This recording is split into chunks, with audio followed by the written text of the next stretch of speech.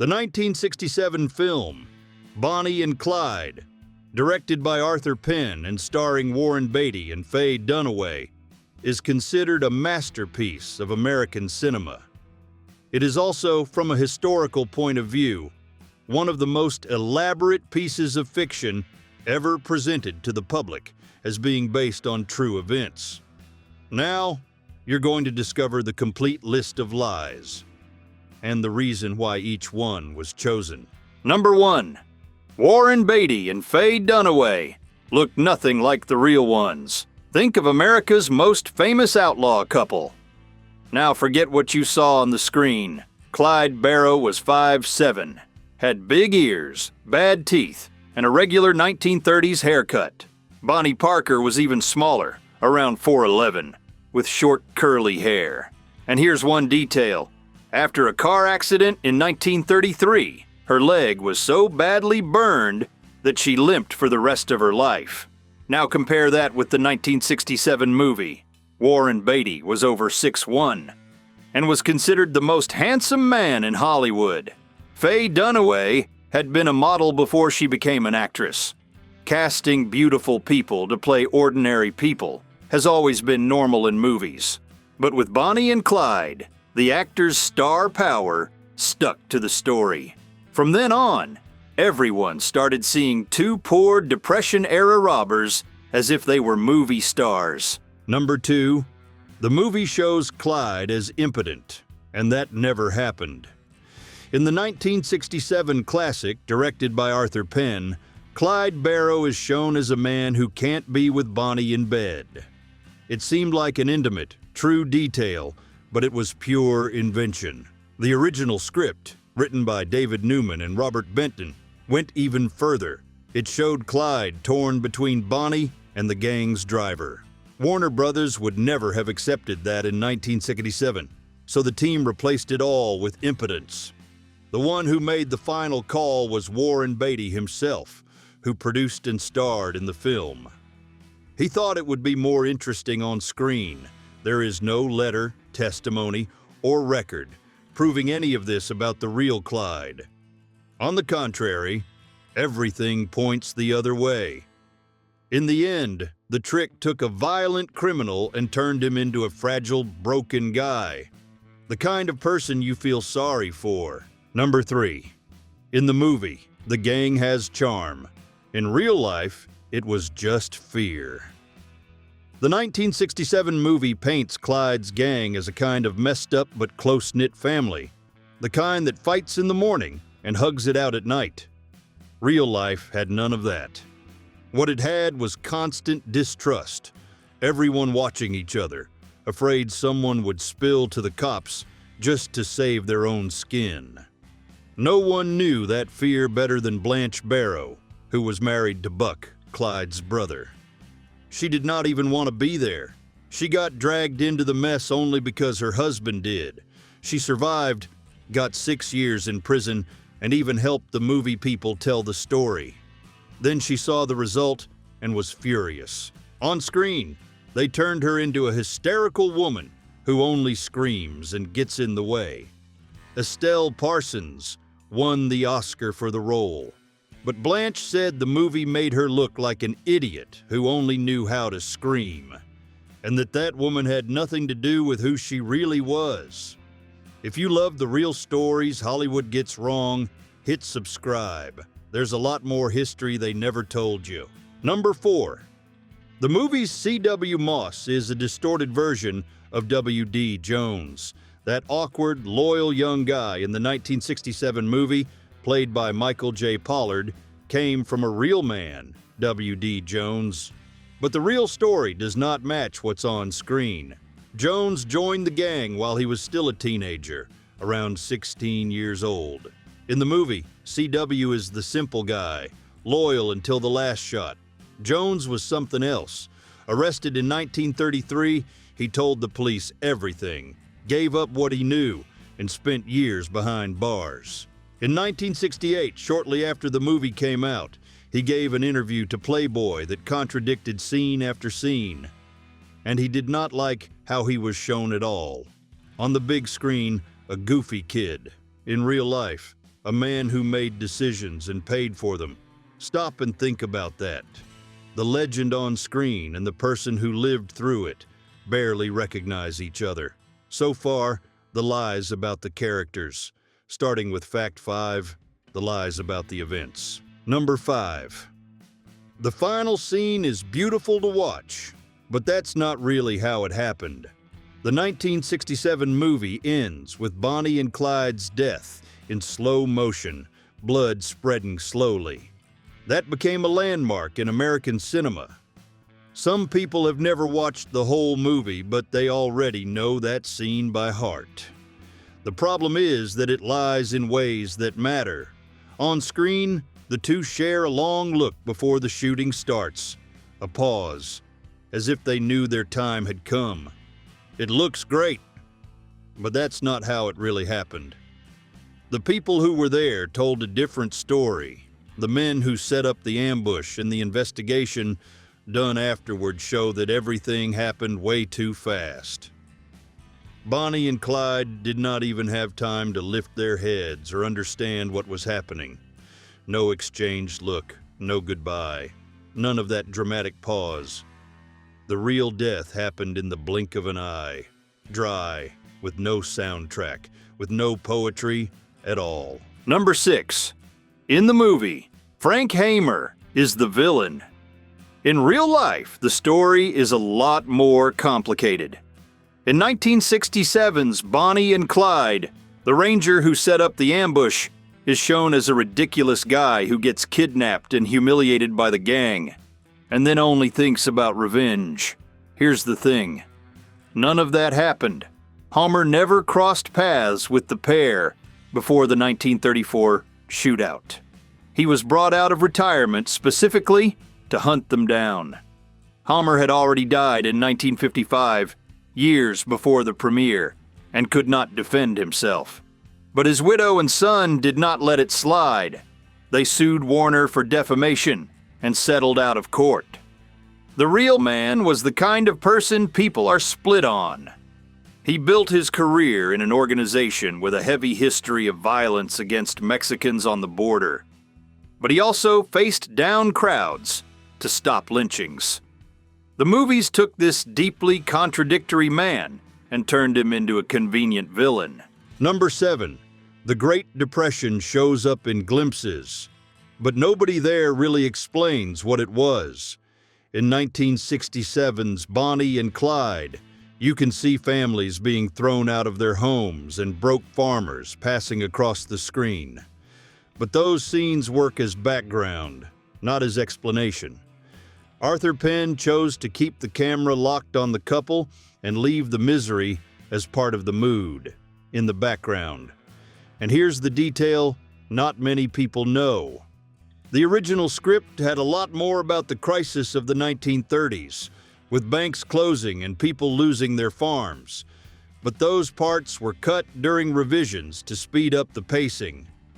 In the end, the movie suggests that the two were products of their time, without saying what that time really was, or why so many people in the countryside saw them as people who stood up to the banks. The viewer leaves knowing what happened to Bonnie and Clyde, but not why an entire country had reached that point. Number 8. Why 1967 needed this movie. Look, the 1967 movie was not talking about 1934. It was talking about 1967 itself.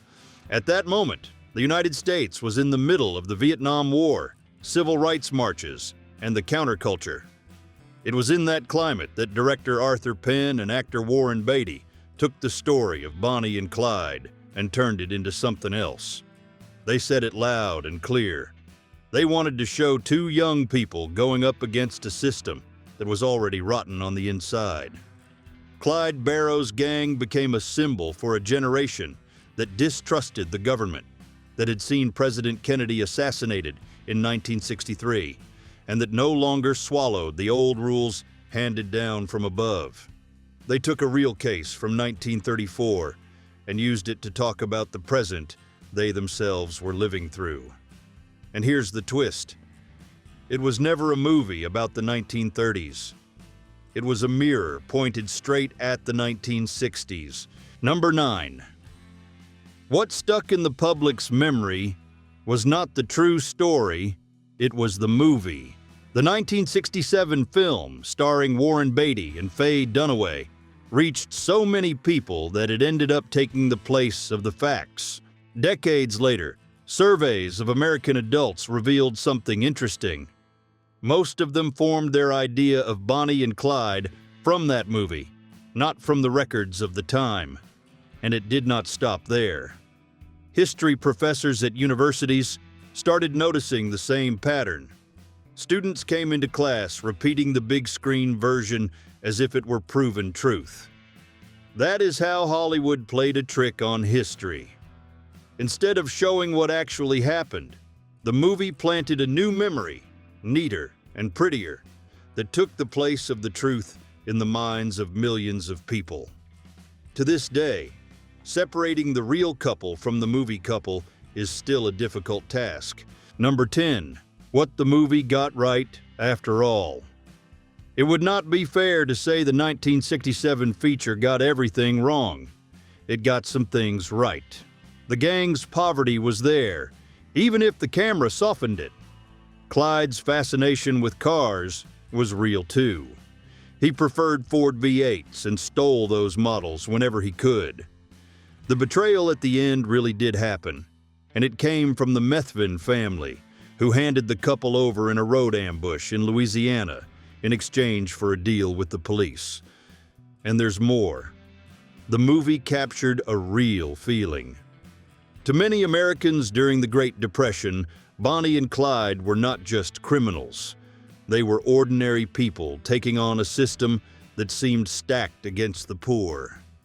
Their methods were crime, but people saw rebellion. The portrait was not completely wrong, but the gap between the screen and reality was big enough to change what people believed for decades. Number 11.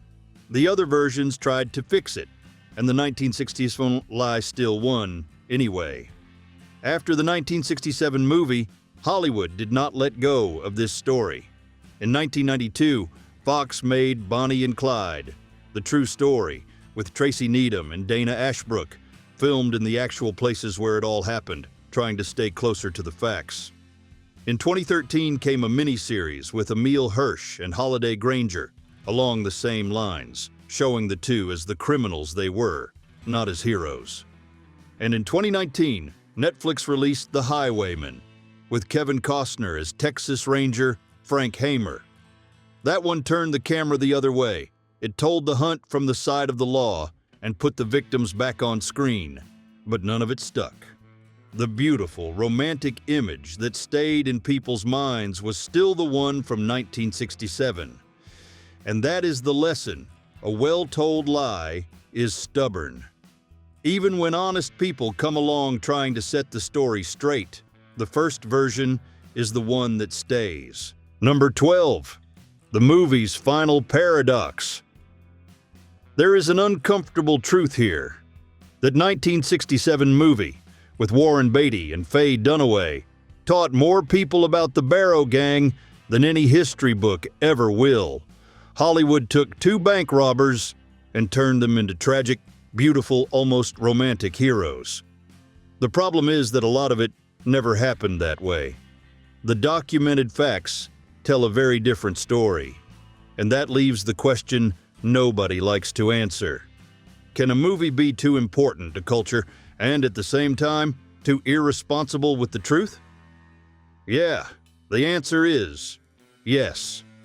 And there is no better example in cinema than Bonnie and Clyde to prove it. Now pay attention to what comes next. Facts 1 through 12 are everything the movie made up. Facts 13 through 19 are the consequences that lie left behind. If you love the real stories Hollywood gets wrong, hit subscribe. There's a lot more history they never told you. Number 13, the fashion the movie created, and that never went away. When Bonnie and Clyde hit theaters in August 1987, nobody imagined what would come next. It was not just the shootout scenes that stuck with people, it was the way they dressed. costume designer Theodora Van Runkle put Faye Dunaway in a beret, a long below-the-knee skirt, and a tight sweater. Within weeks, women across the country wanted that look, and berets disappeared from store shelves. The 1930s style came roaring back, decades after it had gone out of fashion, and designers spent years copying those costumes. But here's a detail few people stop to think about. The real Bonnie and Clyde were road robbers with no money at all, who bought used clothes from cheap, low-end stores. Hollywood took two poor outlaws and turned them into symbols of elegance that the fashion world never forgot. Number 14, what the movie did to New Hollywood. In 1967, Hollywood was still playing by the old rules. The bad guy always lost in the end, violence stayed off screen, and the ending came with a built-in moral lesson. Then Bonnie and Clyde came along. The movie showed two robbers as flesh and blood people, filled the screen with gunfire, and ended with no forgiveness and no redemption. And audiences packed theaters week after week. That was when the studios realized something that would change everything.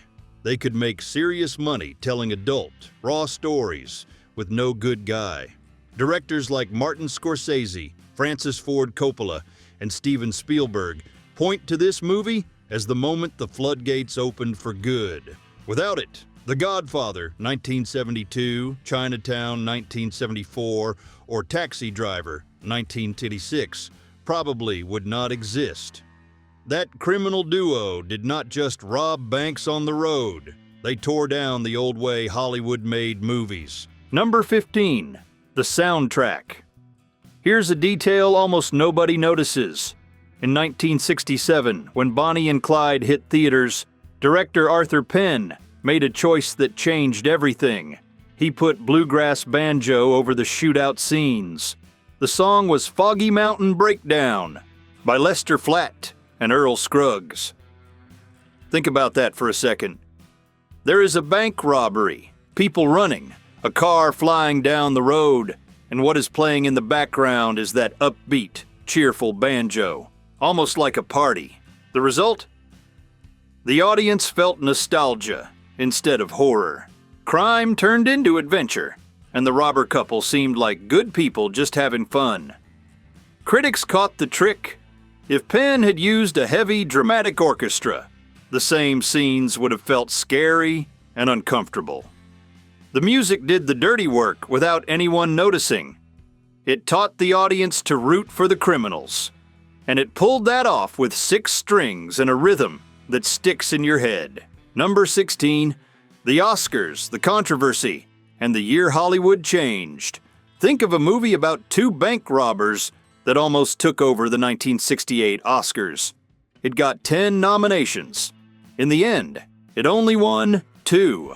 Best Cinematography and Best Supporting Actress for Estelle Parsons. But what happened outside the ceremony mattered more than any award. Months earlier, a public fight had started. Bosley Crowther, the most respected critic at the New York Times, attacked the movie non-stop. He said it glorified crime. Other critics jumped on the same bandwagon, but audiences packed the theaters, and the attack ended up turning against Crowther himself. The argument did not stop there. It forced a question nobody had answered. How far could movies go? In 1968, the American movie rating system was rewritten from scratch, largely because of this film. In one shot, it changed fashion, cinema, and the country's laws. Number 17. What Blanche Barrow really said about the movie. When Bonnie and Clyde premiered in 1967, there was someone in the audience who knew the story better than any screenwriter. Blanche Barrow was married to Buck, Clyde's brother, and she was the only one from the gang who survived to see Hollywood tell the whole thing. The most ironic part is that the producers consulted her during filming, and even so, she left the screening furious. Estelle Parsons won the Oscar for playing Blanche as a hysterical woman out of her mind. and that haunted her for the rest of her life. "That movie made me look like a screaming idiot," she vented years later. "I was too busy carrying bodies." Free after 6 years in prison, she spent decades trying to put her own version on paper. She died in 1988 without seeing the work published. Her memoirs only became public in 2004. In them, the Clyde she describes was nothing like a romantic hero. He was cold, calculating, and violent, with nothing pretty behind it. Number 18, the Bonnie and Clyde tourism industry. Think about it. A pair of robbers killed in 1934 still brings in money today. And almost all of it started with a movie.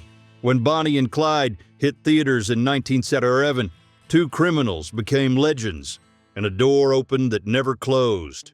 Every year, the small town of Gibbsland, Louisiana, remembers the ambush that ended the two of them. The festival draws curious people from all over the country. The bullet-riddled Ford, the so-called death car, was on display for years in Primm, Nevada. There was a time when people paid just to sit in it and count the bullet holes. And in Dallas, museums still sell items tied to the gang. It is estimated that all of this brings in millions of dollars a year for those communities. And the detail that stands out the most is this: none of it would have happened without the movie. The facts alone never would have created that kind of demand. Number 19. The final test. What if the movie had told the truth? Think about it for a second. What if the 1967 movie had shown Bonnie and Clyde as they really were? Clyde would be a short guy with rotten teeth, broken by what he went through in prison and incapable of truly loving anyone. Bonnie, a young woman trapped in a life she had never planned. The gang, a scared bunch, fighting all the time, with nothing beautiful or romantic about them. And the 13 victims, including cops who barely made enough to live on, would appear with names and faces. Would that movie have been made? Almost certainly not. And no one would remember it today. That is what is uncomfortable. Sometimes the lie becomes bigger than the truth. Hollywood invented a couple more famous than the flesh and blood people. Blanche Barrow died at 77. Watching that version take the place of the real story, the 13 victims never got a movie. And that was no accident. That is how entertainment has always worked.